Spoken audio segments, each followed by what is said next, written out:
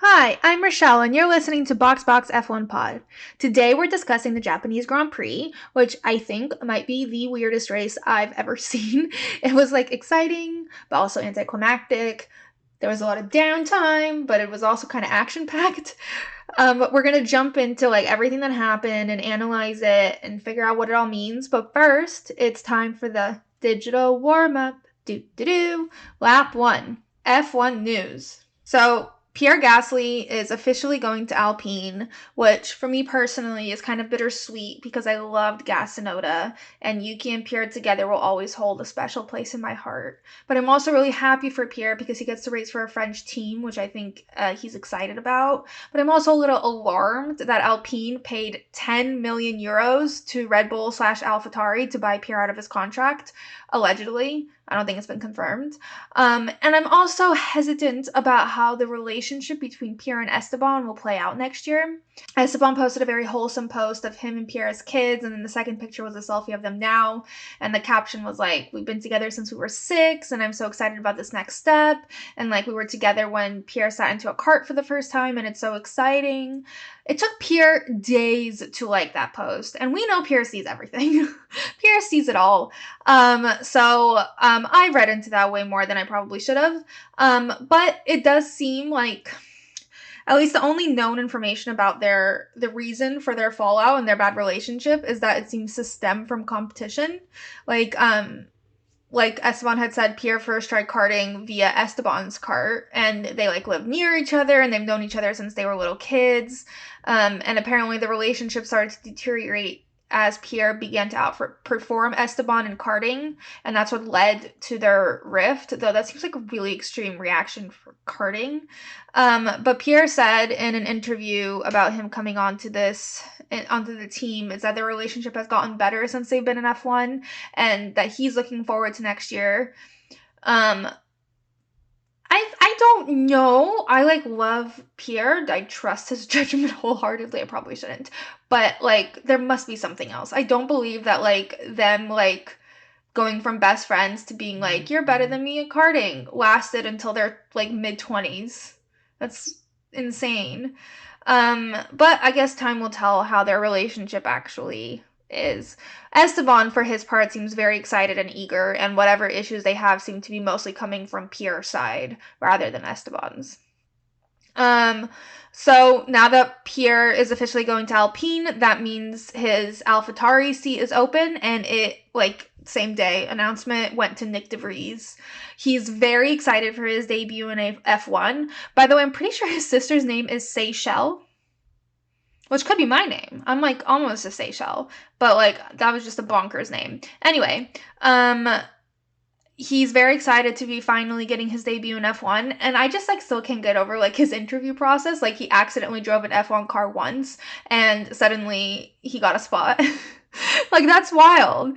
I also think it's safe to assume that he'll deliver a pretty decent performance, so we kind of know what to expect from him as a driver, but in terms of him as a teammate and as a human part of a team, I really want to see how those interpersonal relationships will develop, specifically with him and Yuki. He seems like a fun, nice guy. I know it took Yuki a bit of time to warm up to Pierre, and they were a really nice duo. So hopefully Yuki's come more into himself, and he'll sort of be the lead on the team since he's the senior team member. So maybe they'll be able to form a nice friendship as well, but we'll have to see. I'm fingers crossed for Yuki, though.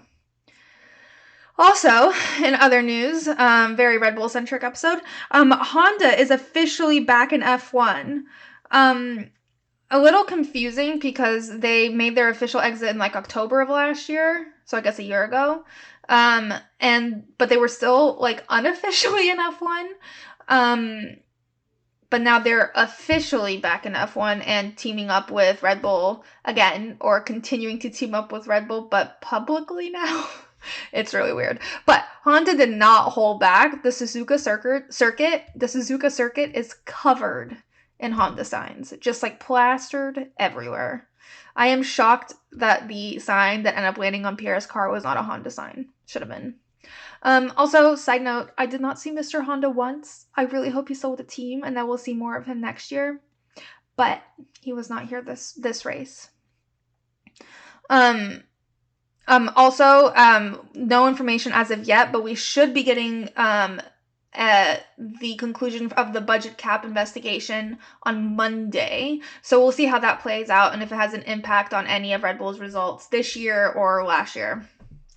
All right, lap 2, F1 drivers take Japan. Okay, so one of my favorite videos to come out of this week was a clip of Yuki being asked what he recommends in Japan, and this was his itinerary. Use the airport bathroom because it's very clean and you'll never be cleaner, and it's also warm and that temperature is very welcoming into Japan. And then the second step was to go get ramen. Or really any kind of food, but he did say ramen specifically. And Pierre and Yuki also posted a clip of them singing Hello by Adele at a karaoke night, and it was just peak Gasonoda content. It was so great. They were just in a room like belting Hello. Loved it. There's been a lot of eating in Japan. Guan Yu got sushi. Charles shared a little sando with Carlos on the plane. Mick posted a picture of him about to walk into what looked like a ramen shop, and I'm assuming he's going to be eating food in there, but it was just an edgy photo of him walking down an alley. Also, speaking of Guan Yu, Alfa Romeo posted a Q&A session with Guan Yu and Valtteri, and Valtteri has never had bubble tea. The side eye Guan Yu gave him, but it does sound like they're going to remedy that. Guan Yu will introduce bubble tea to Valtteri, and Valtteri better like it. And also, suggestion at Alfa Romeo for a segment, perhaps boba in a sauna. Have you heard of anything better? That should for sure be a thing. Also, coming up, Guan Yu is apparently going to share his boba order, and I'm assuming it's milk tea with tapioca, because that's what he kept repeating in an interview. But he said he will release his official order this week. It's exciting.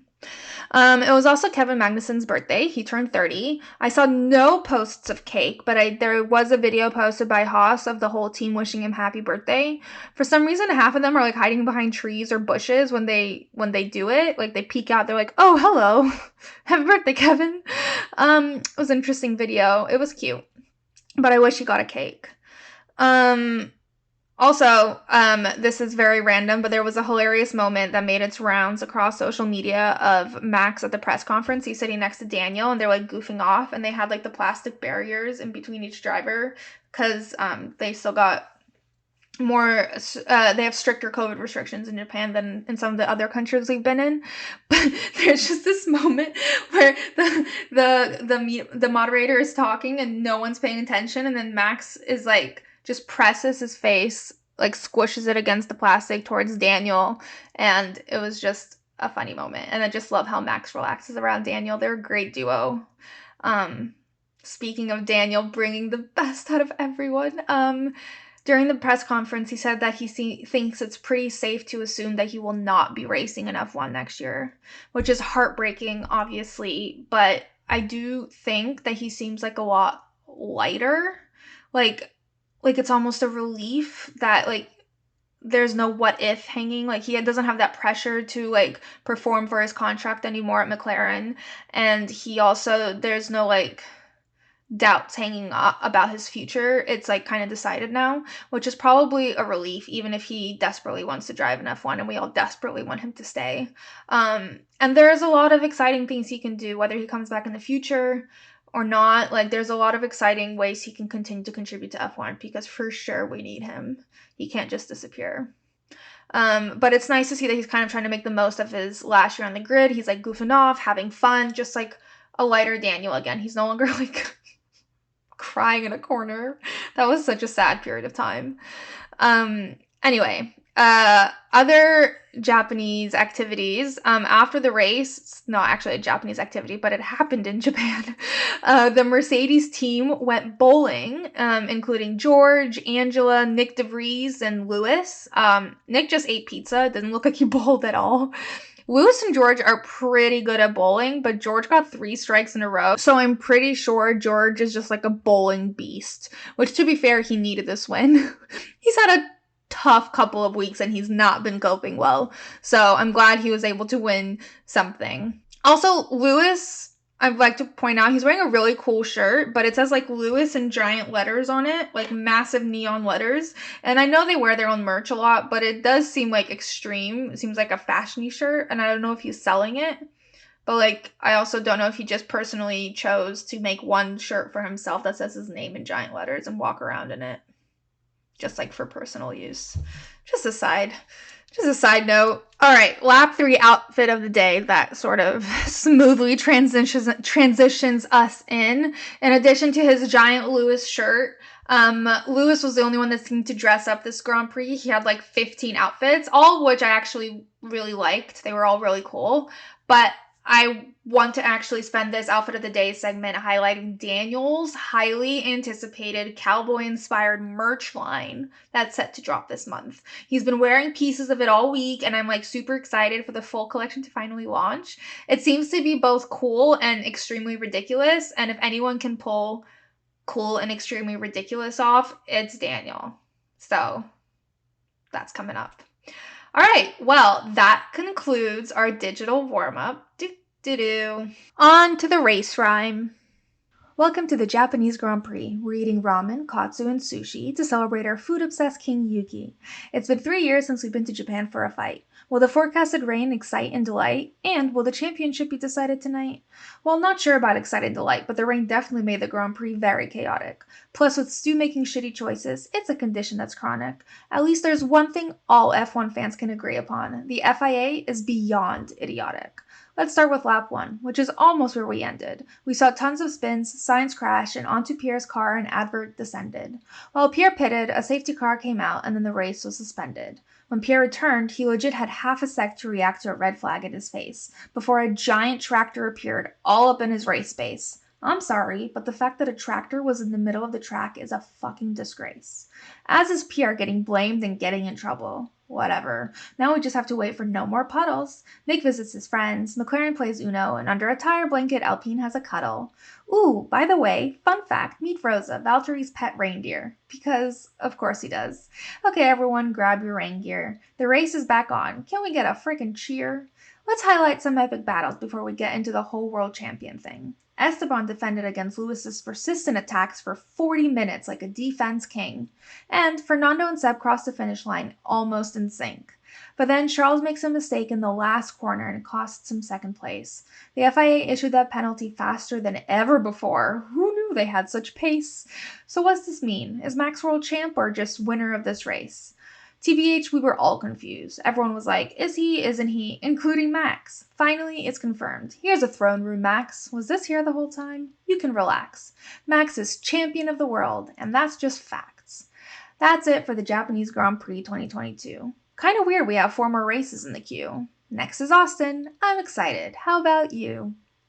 Okay, on to analysis. Okay, before we begin though, a word about the time of the race. I watched at 10 p.m. my time, which I actually hated. I much prefer getting up like early in the morning and doing everything all at once, particularly because this went on till 1:30 in the morning and there was so much happening. I could not possibly process everything and had to rewatch everything in the morning anyway. But my personal preferences aside, I still get up at like 4 a.m., 4 or 5 a.m. every Sunday, every race day to watch. Online this weekend, European fans were complaining so hard about how early they had to get up. And I was like, what time could it possibly be that they're all like in a tizzy? And it was 6 a.m. Like 7 if you're in mainland Europe, but 6 a.m. is like a normal time. That's like a good day if you're in America. And then I saw a bunch of people complaining about Americans complaining about everyone else complaining. But I'm just going to say that unless you're from the Americas, Canada, South America, or from Australia, New Zealand, you can't complain. Like, the entire schedule is built on European time. It is literally scheduled for your convenience. We get up at the crack of dawn every week. and you got up at 6 a.m. once. Chill. Everyone chill. We're all very impressed by our individual and collective commitments to this sport, but it's okay. 6 a.m. The sun has already risen. Anyway, in terms of the actual Grand Prix, the energy and the vibes at Suzuka seemed great. Everyone was so excited, and some of the outfits that these fans wore insane. Like, for example, everyone there loves Sebastian Vettel. Like, I don't know why. I don't know if it's his history at the track, if it's just because he's Seb, but like, this is the most collective Seb love I've seen in one place. And an example is that someone wore an Aston Martin kimono. Like, they made one out of Seb's like kit, which is wild. In addition to everyone loving Seb, everyone obviously loves Yuki. He is a national treasure. It's hard to not adore Yuki. He's just so sweet and so cute. And also a little Yuki moment after the national anthem. The drivers went to greet the prime minister, and Yuki gave him his race suit and like shook his hand like 3 times, and it was just so cute, and he was just like beaming up at him. Loved it. He's just such a sweet kid. All right, let's talk about quali. Nothing was that exciting about quali, but there was one incident that we should probably mention. During Q3, during Lando and Max's outlap, Max like randomly swerved into Lando, which pushed him off track. Like, he didn't hit him, but like the swerve caused Lando to like go wide and off into the grass. He later like waved to Lando an apology on the track, but they were both a bit peeved. Like, Max said that his tires were super cold, and like he just lost control momentarily. And then he also said that Lando really shouldn't have been there anyway. Like, you shouldn't be trying to overtake on an outlap. There's a gentleman's agreement. Lots of gentleman's agreements, but not many gentlemen in F1. And Lando said that he shouldn't be doing that no matter what. But they were summoned to see Stu. Both drivers presented their cases, although the way it's been described sounds more like a conversation, and everyone just concluded like it was an unfortunate situation. So Max just got a reprimand. People were salty about it, as they always are when something goes well for Max. So the top 10 after qualifying was Max in P1, followed by Charles, Carlos, Checo, Esteban, Lewis, Fernando, George, Seb, and Lando. And Pierre is starting from the pit lane. He had a terrible qualifying. And he will start from the pit lane because they decided to change his rear wing, and since the design, like the spec of the rear wing is different than the one he had for qualifying, he has to take a pit lane start. Okay, let's talk about the race.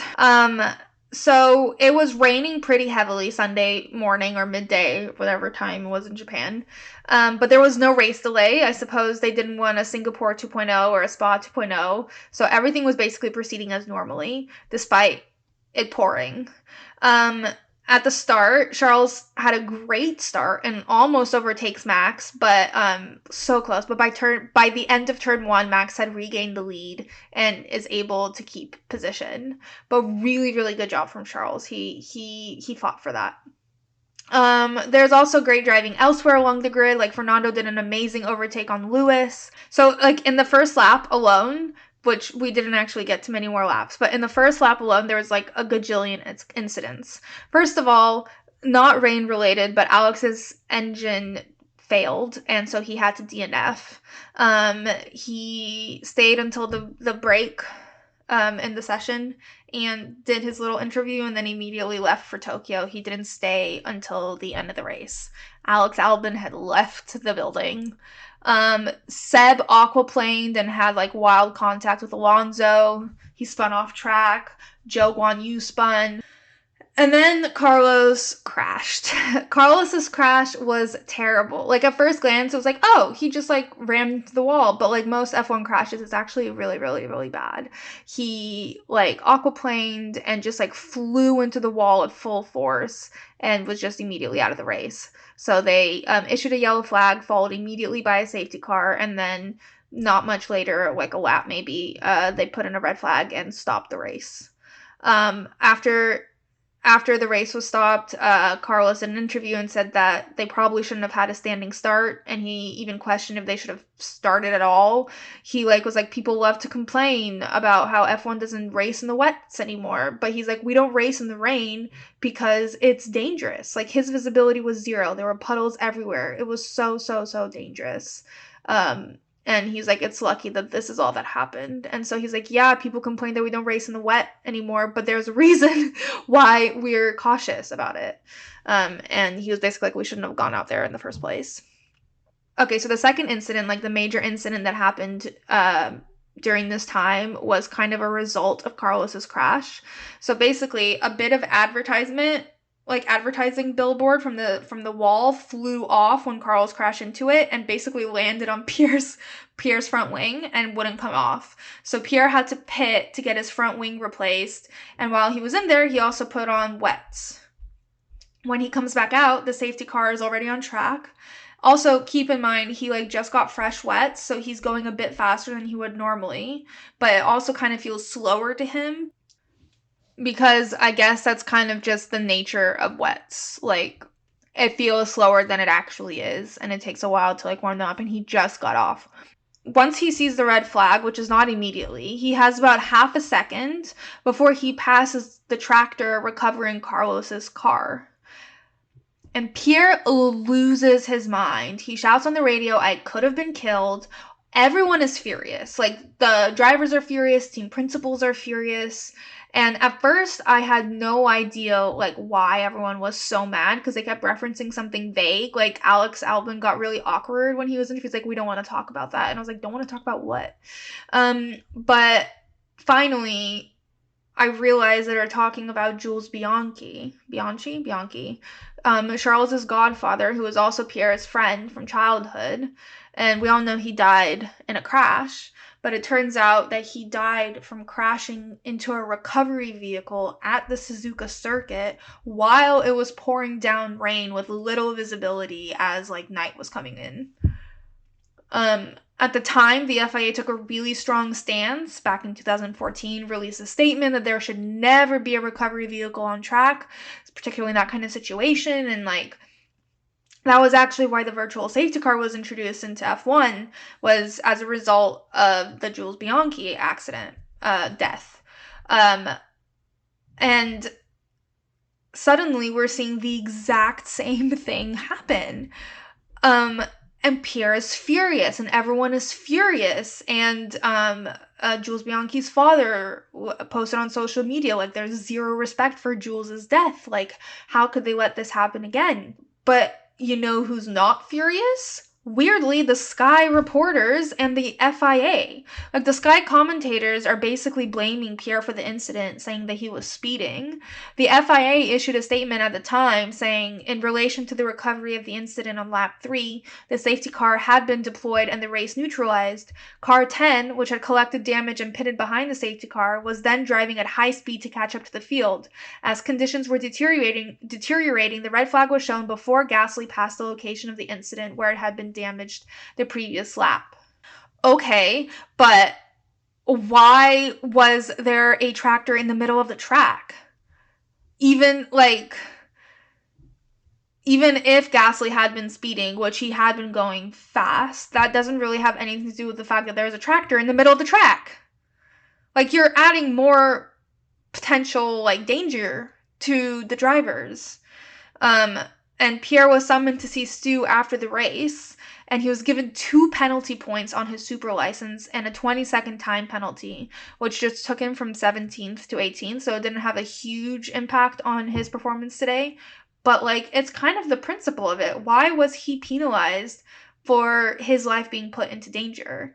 Pierre says he was following his delta time as it was shown in his car, and he also had half a second to react to the red flag.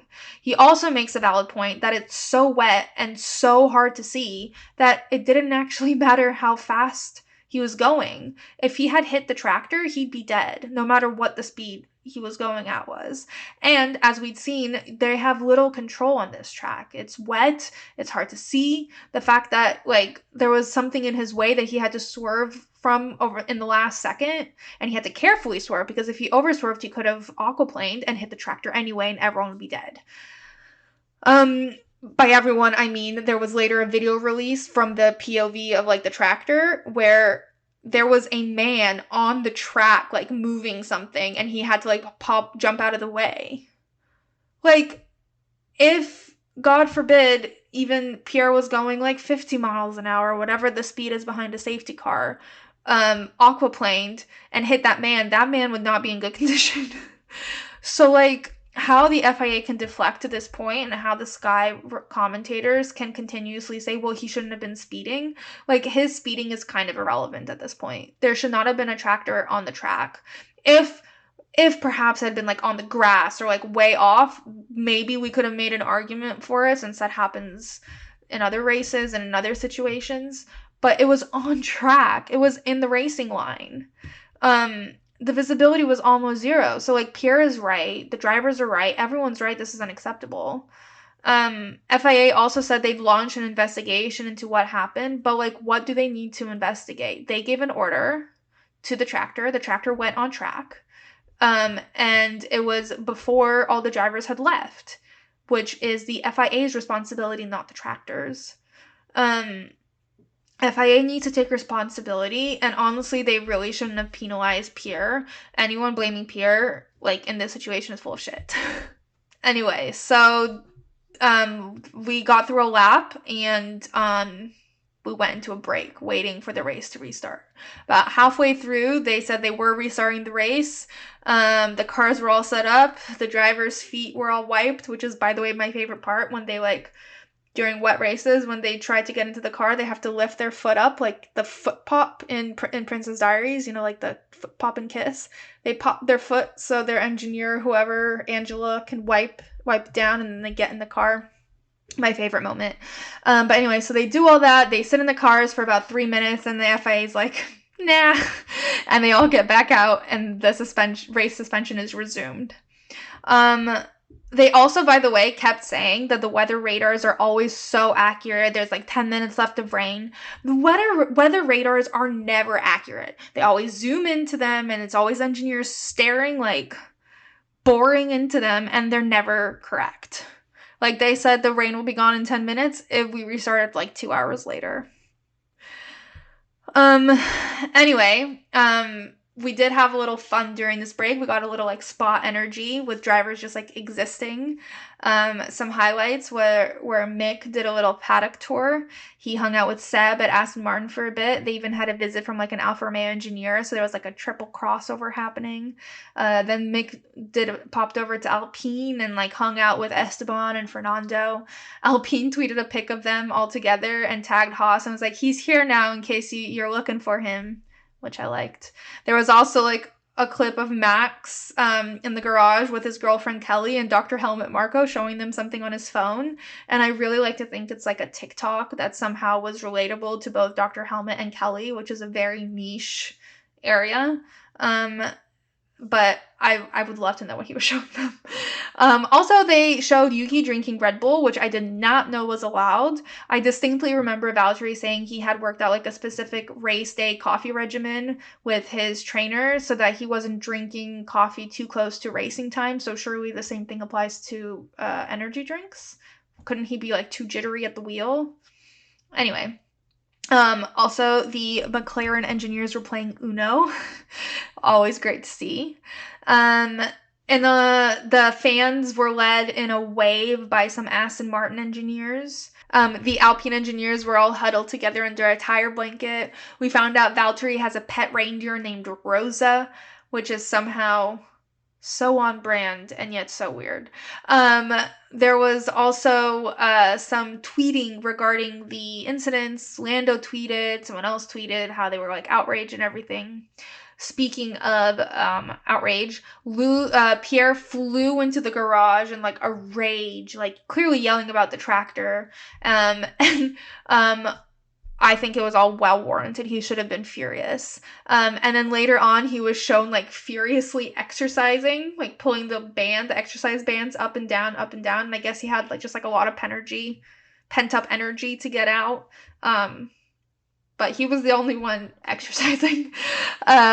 Lewis eventually posted on his Instagram story, let's get going, give it a shot, we'll know immediately if it's drivable or not.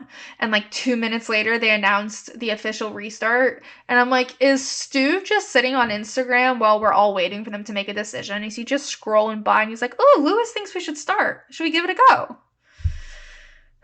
Stu. Okay, let's talk about what happened at the restart. So it was a rolling start. So they did a few laps behind the safety car, and the engineers were checking in with them, like, how does it feel? How's it going? And there were a lot of mixed responses as to whether visibility was good enough to race. I think it's fair to say that visibility isn't great, but it felt like it was going to get better rather than worse. So the race was officially on again.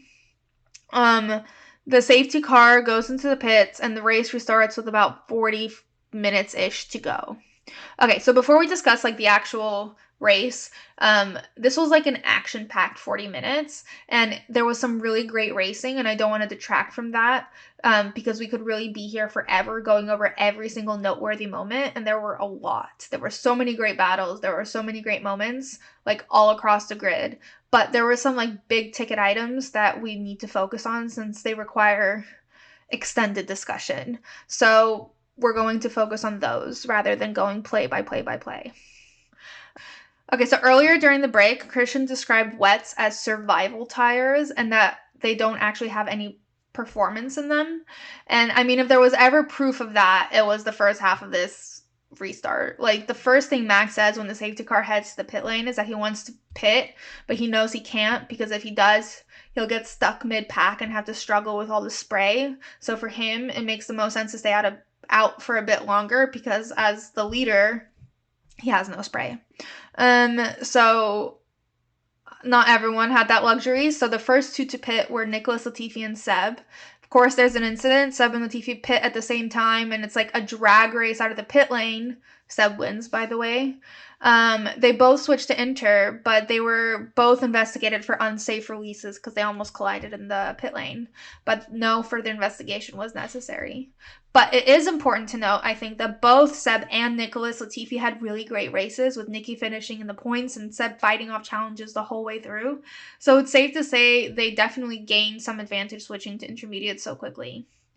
A couple minutes later, Valtteri and Lando came in to pit for Inters, and with 35 minutes to go, which is like a couple minutes later, everyone came in. Max, Charles, Checo, Ocon, Hamilton, George, Lance Stroll, Pierre Gasly, and it was like beautiful releases. Like, it looked almost orchestrated. Like, I wanted the like something from Swan Lake to play as they're like floating in and out of their pit stops. But there was one unsafe release with Lance Stroll, but everyone else, though, chef's kiss. Mick did not pit. He took a gamble which failed, where he decided to see if the weather would turn for the worse, so he stayed out on wets. But because he didn't pit, there was a half a second where Mick led the race. It was very short-lived, but it was long enough for Haas to take a screen grab and post on social media. Unfortunately, that didn't work out for Mick, and eventually he pitted, but his race was kind of lost.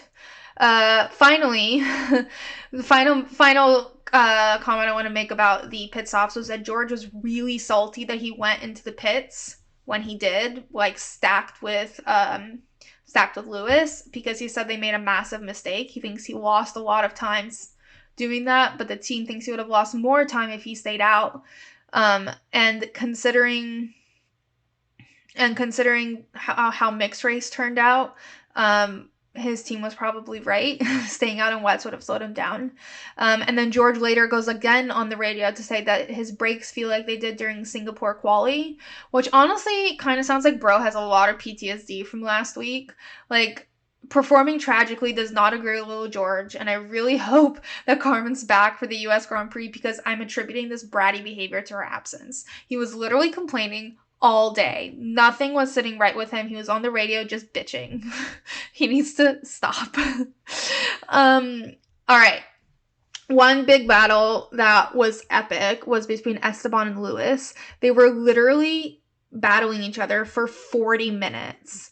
After the race, Esteban was like, Lewis attempted to overtake me at literally every single corner of every single lap. He's like, I did not get a single second to breathe. But both of them said they had like the time of their lives, and they said they probably had a lot more fun than anyone else out there. But it was really good, clean racing, and it was like a joy to watch. So it was probably also a joy for them to do.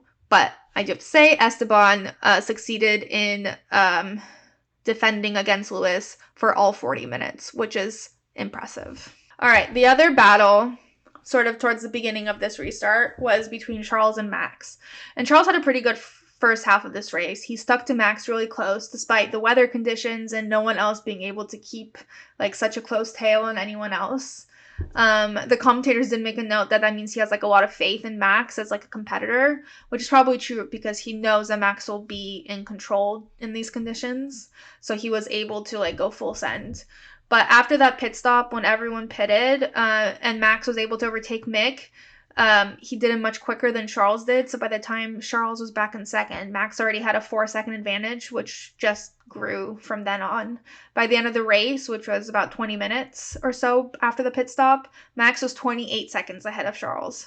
28.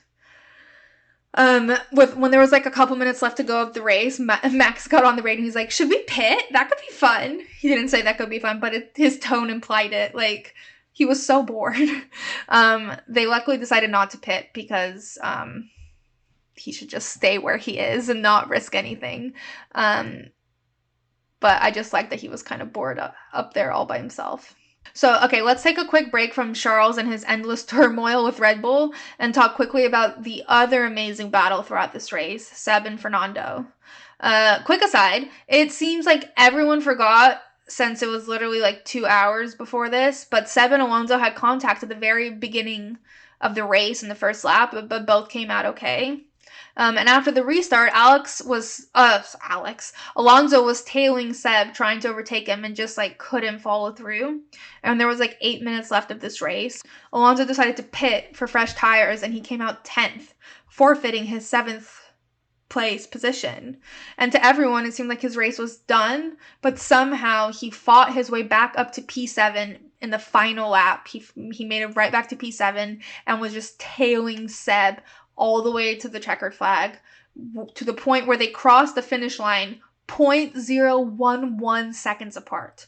0.011. They're like basically crossed at the same time. If you watch the video, they literally cross over. They were like side by side. Seb kept 6th, but like what a battle from 2 former world champs. That felt very commentated there. I was like, 2 former world champs, the Spaniard and the German fought to the very end. They're very dramatic. All right. Great. Kudos to Seb and Fernando for their performance today. Now let's go back to possibly the most important battle, most important moment this entire Grand Prix, and that's between Charles and Checo. So for the final part of the race, Checo was closing in on Charles like the whole time, but he could never quite follow through with the overtake.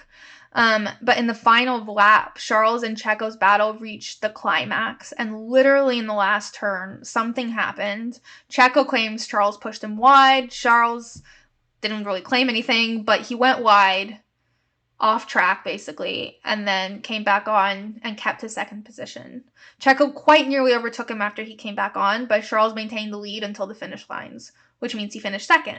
However, since he went off track during a potential overtake and retained his 2nd place position, this could be considered gaining a lasting advantage and was immediately noted for review by Stu.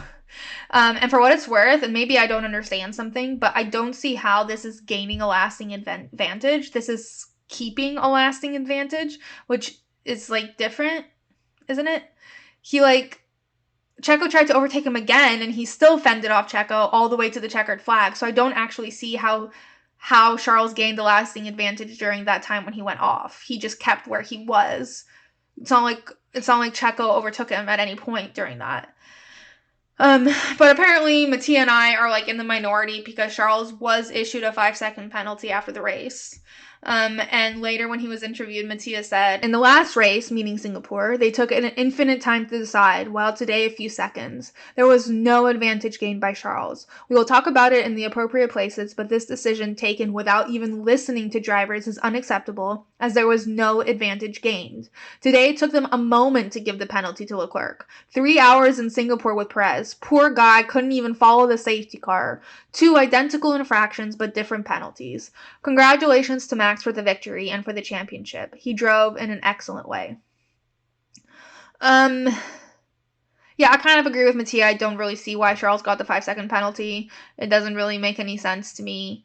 But he got it. Okay, so let's talk about what happened post-race. So Max won this race by like 28 seconds.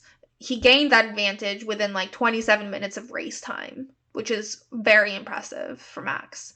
But that's all it seemed to be at first, a race win for Max, with Charles in P2 and Checo in P3. Immediately after the race, like in the middle of Checo's post-race interview, the FIA issued Charles the 5-second penalty. I swear this was like record time in decision making for the FIA. Like, I don't think I've ever seen them make a decision this fast. But because of this 5-second penalty, Checo is now in second, not in third. But once this was announced mid Checo's interview, they basically shoved Checo aside, like out of the way, and called Max back over and were like, "This means you're world champion." They got about like 3 words out of him before he was dragged away by his team to celebrate, and like the rest of the interviews were completed after. But before I get into like the world champion thing, I just want to say I feel really bad for Charles, who was just standing there, and within like 10 seconds he lost second position and then lost the world championship, even though he himself said that like it was only a matter of time for Max. But like that's like 2 losses in a row within 10 seconds in front of millions of people.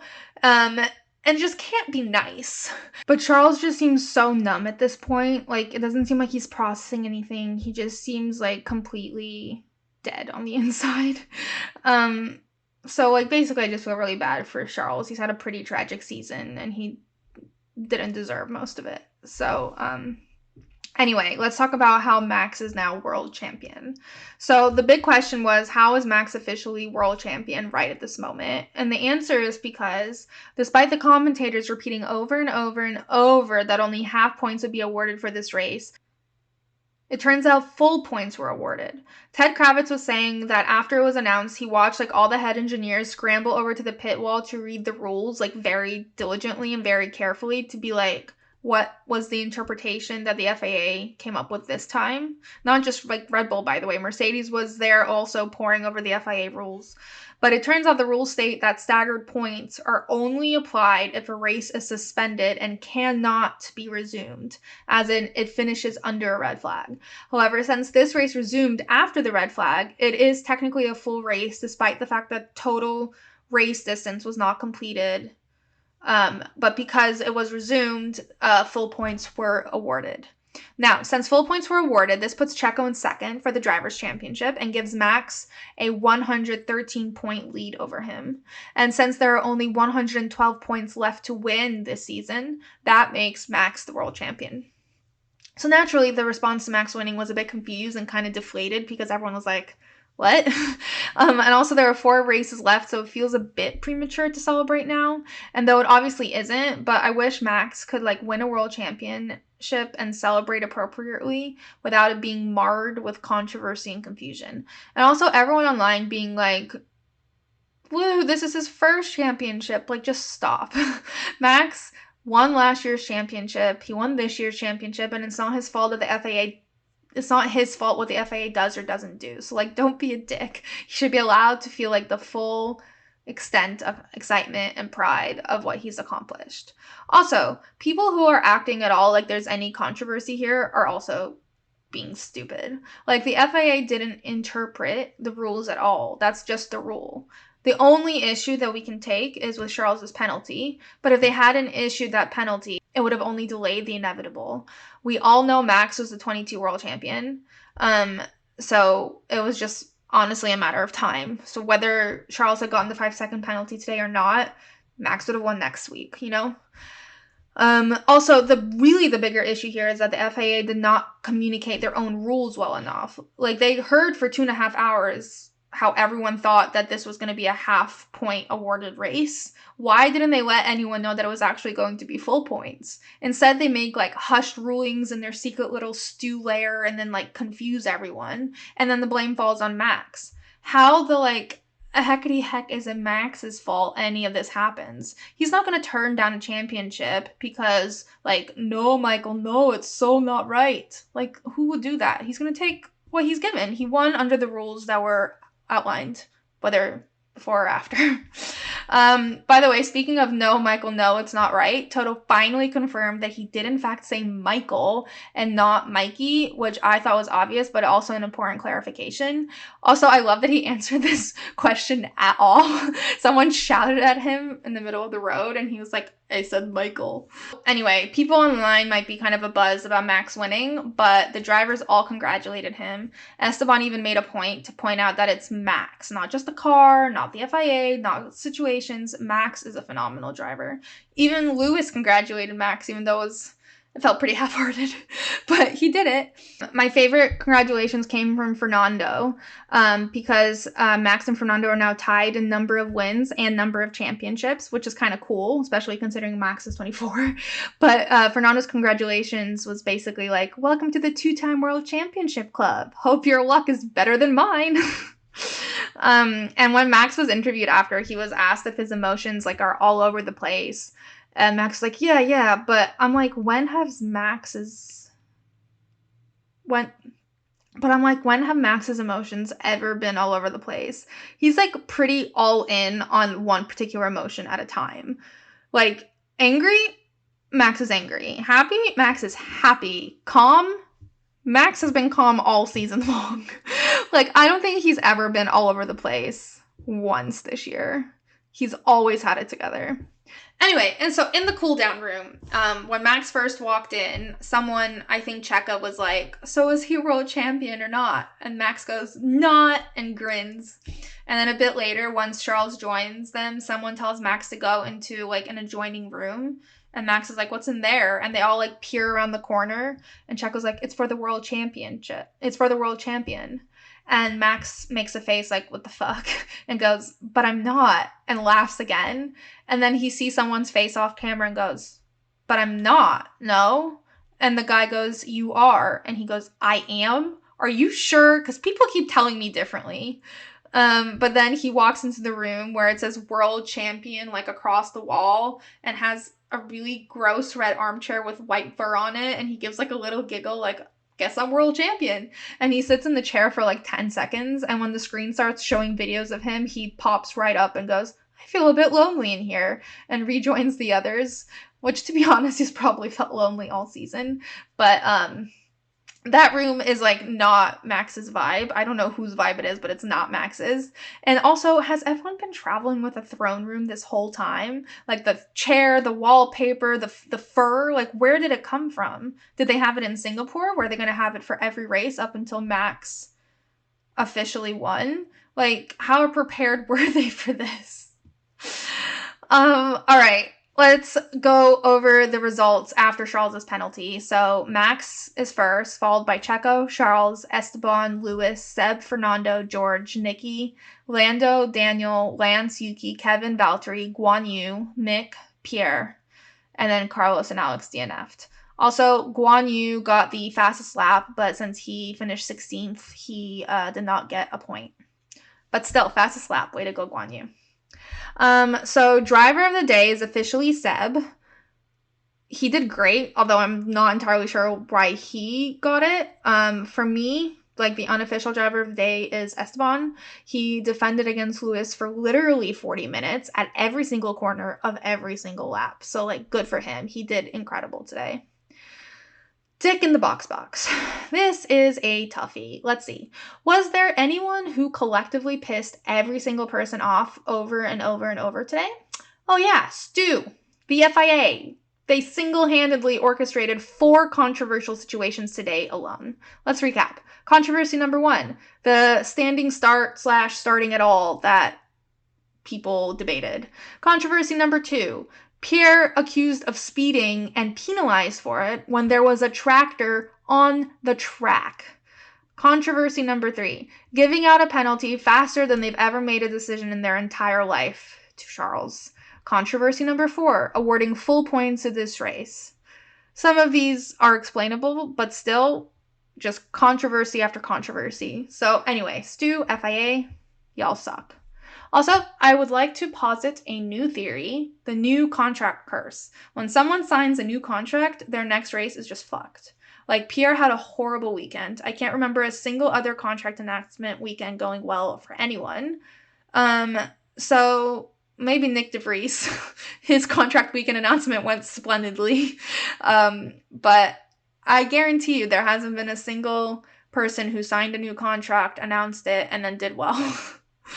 All right, so the current standings are for Drivers' Championship. It's Max with 366 points, Checo with 253, Charles with 252, George with 207, Carlos with 202, Lewis with 180, and Lando with 101. So obviously Max already won the Drivers' Championship, and I know it doesn't actually matter how everyone else does other than how it impacts the constructors, but we've got several really close battles here. Checo and Charles are 1 point away from each other. George and Carlos are 22 points away. And that's it. But like how each of those drivers do will impact the constructors champion significantly. So it'll be interesting to see how that plays out.